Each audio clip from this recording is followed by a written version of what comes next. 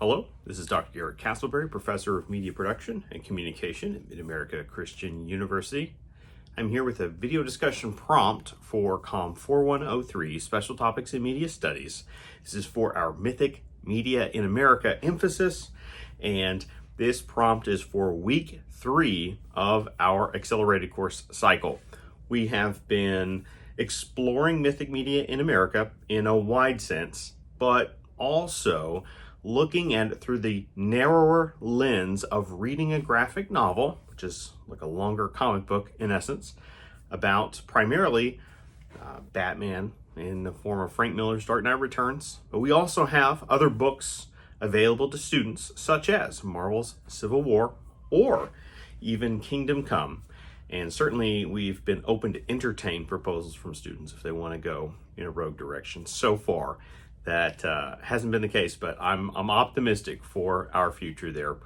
Anyway, as we explore the dynamics of what it means to look at graphic literature and understand maybe the cultural context or the rhetorical context for why these storytelling forms are persuasive communication, mass communication at that, we began to have a wider secondary conversation in week 2 about the nature of myths and myth making.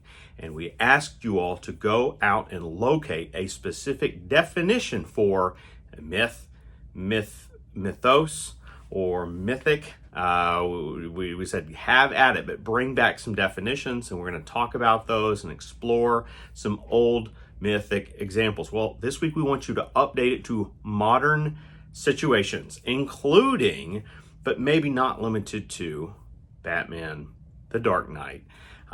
If you are reading one of the Batman books for the course, we ask that you look for a way to apply a previous definition, whether it was yours or someone else's, to the Batman artifact. All right, apply a myth to that. Explain to us, if myths are primarily something that have to happen in the past, then how in the world can they happen in the present? We want you to do a little bit of analytic work to unpack or explain how you see that happening within the story that you've been reading so far. If you're reading an alternative text, if it's Marvel Civil War or something else, then we ask you to perform the same duty within the context of that book. And I think that would be a really rich discussion to be able to pull out some different examples of superhero stories and how the telling of those stories answer these definitions and our understanding about myth. So that is our focus in week 3, to apply those week 2 mythic definitions. It doesn't even have to be your definition, and